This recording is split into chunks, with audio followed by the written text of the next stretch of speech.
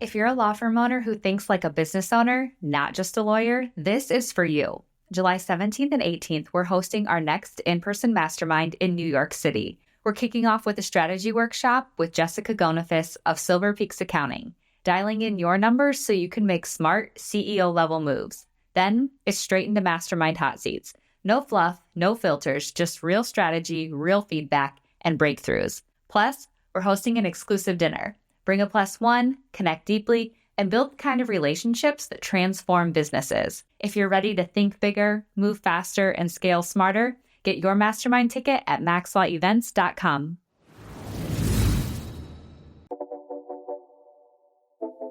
This is Maximum Lawyer with your host, Tyson Mutrux. Welcome back to another episode of Maximum Lawyer. I'm Tyson Mutrux, and today I want to talk about storytelling. And this comes from a presentation that I saw Peter Guber give years ago. And I've thought about this a lot over the years. And so I've been thinking about it a lot lately because we've been focusing more on video and how to improve our videos. And so I wanted to pass on what I learned from that presentation to you. And if you don't know who Peter Guber is, I'll get into that in a little bit. Before I do get into it, I want to remind everyone and I want to encourage you. I would love to hear from you. 314-501-9260, 314-501-9260. It doesn't matter if you've been doing this for years or if you're just now starting your law practice, or maybe you're thinking about starting your law practice. If you have something you want me to cover, shoot me a text, or you can go to MaximumLawyer.com/ask. You can send me a video, an audio message. You can send me a text, whatever is best for you. I would love to hear from you. Okay, so what I want to do, Peter Guber, I want to go over this, really what the sequence of a great story, okay? And so Peter Guber, he's author of a book called Tell to Win, but he's also a movie producer that has really produced some really big movies over the years. And so if you don't know who Peter Guber is, I actually didn't know who Peter Guber was whenever I first saw him speak, and then I looked into him. He's got some pretty big movies under his belt. So check him out. He's a very interesting human being. Seeing him speak was really interesting too. He's kind of quirky, kind of odd. I think sort of kind of what you'd expect from someone that is, a Hollywood type. He's a very interesting person. I would give you some examples, some of the movies. So some of the more recent ones, you got the Big George Foreman. That doesn't look like that one did too well. According to IMDb, Air, the movie about Nike, that was a really good one. I didn't realize he had something to do with I Know What You Did Last Summer, The Last Dance. There's lots of them. He's got, I think it's 72 that he was a producer on. So he's got a lot of different things that he has worked on. So, but let's get into the sequence of a great story according to Peter Guber. So check out his book, Tell to Win. But if you ever get a chance to watch him speak, you should totally do it, because it's a very interesting. He gives a very interesting presentation, and the way he put it, he will ruin movies forever for you. But I'm not going to go into the reason for that, because he kind of talks about how a movie is supposed to start and supposed to end, and he really kind of broke down what makes a good movie versus a bad movie. I'm not going to get into all that, but I'm really just going to get into the storytelling part of this and the way the story begins. And the reason why I think this is applicable is that I think we can apply a lot of this to our videos, right? And the videos that we put out there on YouTube or wherever you put out your videos, you can design these in a way that are at least somewhat entertaining. I think that having somewhat of an entertaining video for your potential clients to watch is important. So, but a good story starts with a challenge. Okay. So you begin it with some sort of challenge, an obstacle, or a question. And the reason why this is because you're going to engage the audience's curiosity. You're going to prompt empathy, and you're really going to want to immediately capture the audience's emotional attention. He talks a lot about injecting emotion into it and capturing the emotional attention of the audience. An example, so I threw in some examples of that we could maybe do for I do personal injury, so I threw in some examples for personal injury. So, if you start with a question, what would you do if your life changed forever in a split second? So you immediately kind of catches their attention right off the bat. And then the next part of this is what he calls the struggle. And this is where you start to introduce characters who face real difficulties, and they're going to have to fight to overcome what the challenge is.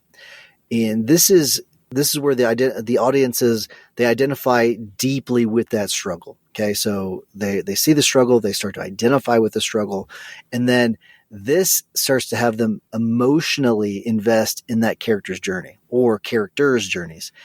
An example of this might be after her car crash, Sarah battled with insurance company denials. She had crushing bills and physical pain that bothered her every single day. So you're starting to inject Sarah into this story. And then the next part of this would be the resolution. Okay. And this is where you provide a turning point. It's a clear turning point, he says. And this is really the climax of your story. This is that pivotal moment when the conflict, it reaches its peak and it offers that emotional release or inspiration. So it could be the release that audience is sort of looking for, or some sort of inspiration. This is where you've got, we got the kind of setup where we talked about the life changing in a split second, and we introduced Sarah into the story. But then we found the critical evidence that the insurance company had been ignoring all along. Something along those lines, right? Then you move into the transformation, where this is where you clearly articulate the impact on Sarah or the lesson learned from the situation. And what this step does, it shows a powerful emotional or situational change for the main character. Okay. So this is where you bring Sarah back in.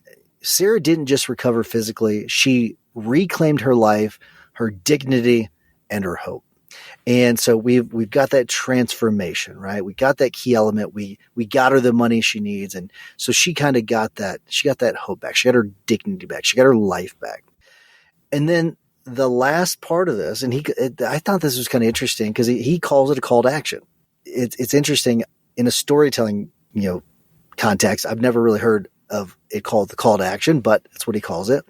And this is where you end with some sort of explicit or implicit invitation to the audience to reflect or act or change in some way.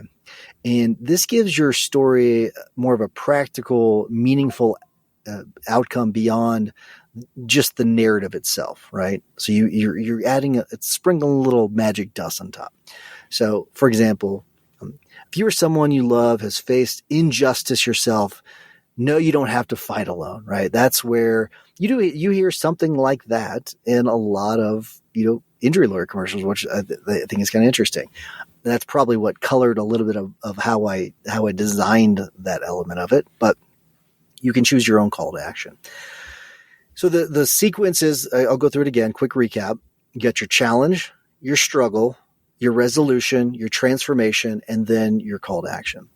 There's a quote from Guber: "Powerful story sequence doesn't merely entertain, it moves hearts, inspires change, and ultimately transforms passive listeners into active participants. This is the heart and soul of storytelling, the formula that unlocks emotional engagement and lasting impact." He is really, really big on the emotional aspect of things. I thought that was kind of a fun one that I wanted to cover today. So hopefully you got something from that, and you can start to reshape some of your videos to improve them. And remember, it's small little changes. You don't have to adopt all of these at one time, but it's the small little changes that can maybe help with some of this. But quick reminder, shoot me a text. Would love to hear from you, 314-501-9260. Also, I've not been asking a lot about this lately, but I'd love it if you'd give us a Google review. Hopefully you're enjoying the new format of the episodes, where we've got the Saturday episode and the Tuesday episode. Most of the Tuesdays are in person. I know from a visual standpoint, they are pretty damn good. I think that the content's pretty damn good too. Hopefully you're getting something from it. I would love this to be able to spread to people all over the country, all over the world, to help law firm owners achieve the goals that they want to achieve. So hopefully you'll be willing to spread the love and give us a 5-star review wherever you get your podcast. That's all I have for us this week. Until next week, remember that consistent action is the blueprint that turns your goals into reality. Take care, everybody.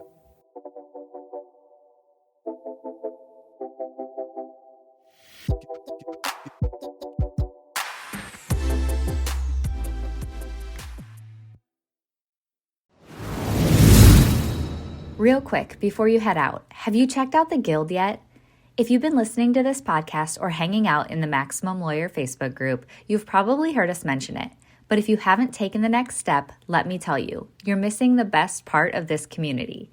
The Guild is where law firm owners like you go to level up. It's not just more content. It's a powerful mix of weekly live trainings, group coaching, accountability, and a tight-knit community of people who actually get what you're building. You'll be able to tap into real conversations with people who are in the trenches with you, scaling their firms, testing ideas, solving problems, and growing fast.